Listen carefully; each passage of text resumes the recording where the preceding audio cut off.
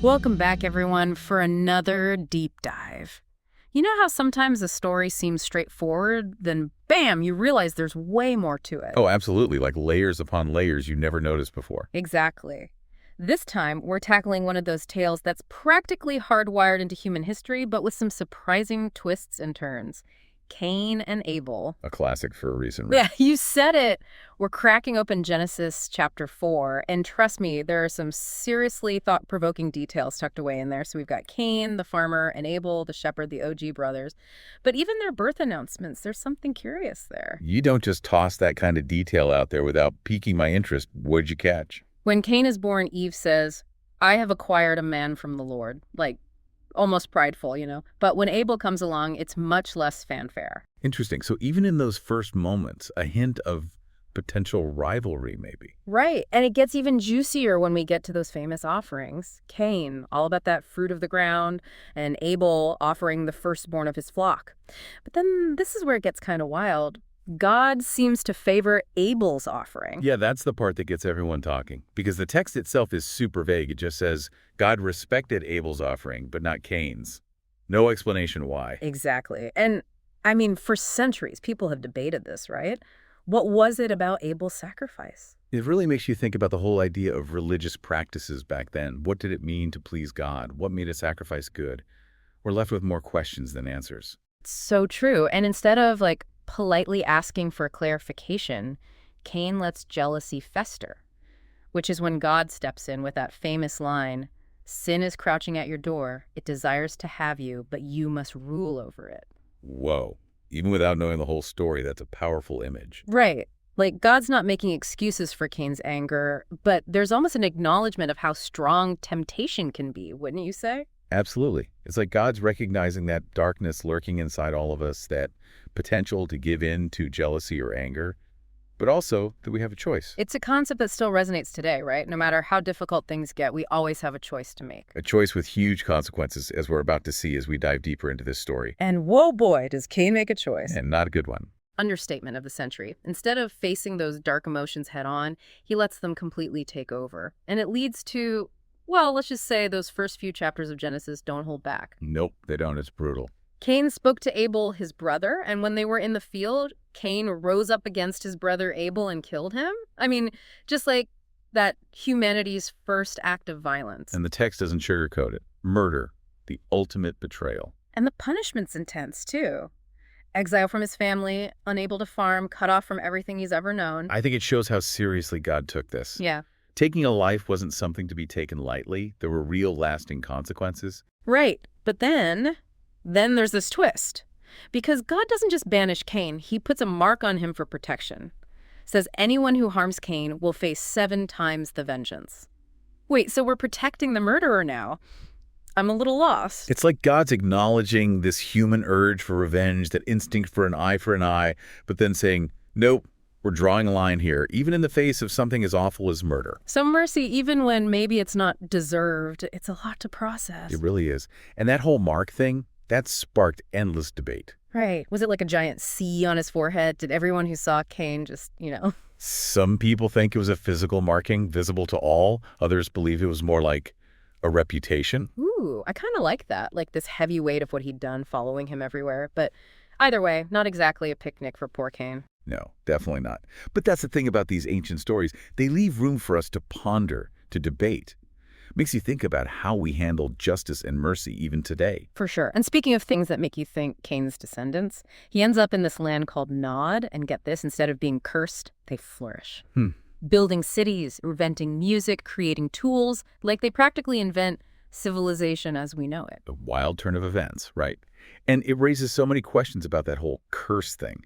Was it just on Cain, or did it trickle down to his descendants? Did their accomplishments somehow redeem that initial act of violence? It's almost like two sides of the same coin. This incredible human potential for creation and innovation, but always with that shadow of Cain's violence hanging over it. A tension that's as old as humanity itself. Here. And speaking of shadows, we can't forget about Lamech. He pops up generations later, a descendant of Cain, and man, does he have a poem for us. Oh yeah, Lamech's poem. Not exactly Hallmark material. I have killed a man for wounding me, even a young man for hurting me. If Cain shall be avenged sevenfold, then Lamech 77-fold. Intense much.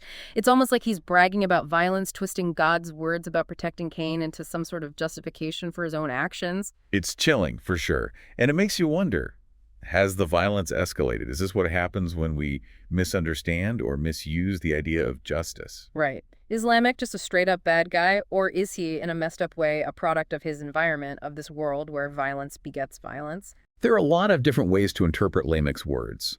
Some scholars think it's less about individual sin and more about the brutal realities of the time. Back then, tribal societies were constantly clashing, fighting over land and resources.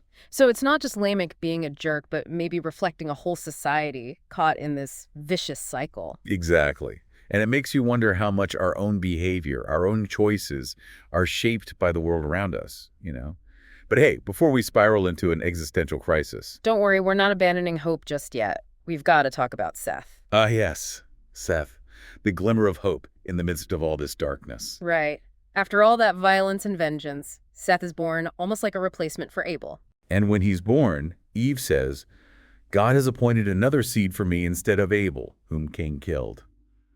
It's really powerful, She's acknowledging the incredible loss, but also expressing this deep hope for a new beginning. Definitely. And it seems like that's how Seth is often viewed, right? Like a reset button for humanity after the whole Cain and Abel disaster. Absolutely.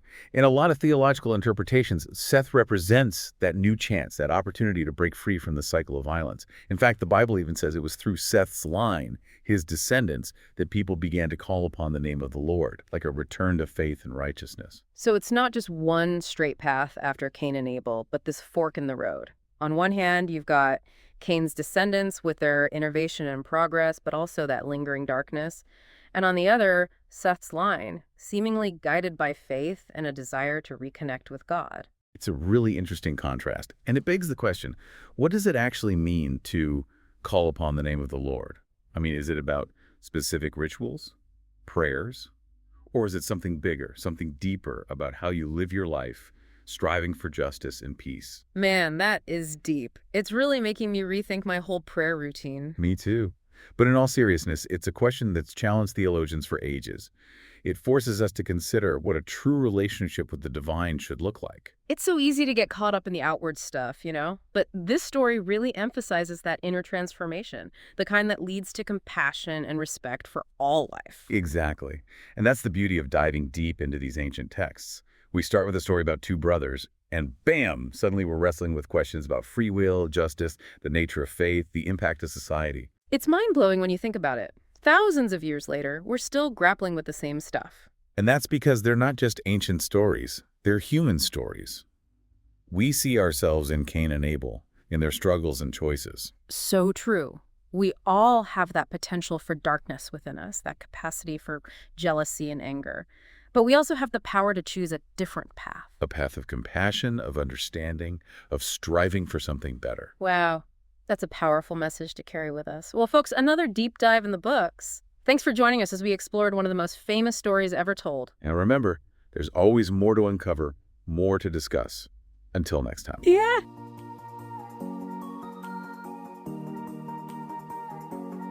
Thank you for spending this time with us. Toby, Eleanor, and our team of researchers are working hard to produce more episodes. If you value what we're doing here, please consider subscribing and sharing the word. Additionally, our podcast, RSS, and Patreon links can be found below. Listener support is what makes our work possible. Join us next time for another deep dive. God bless.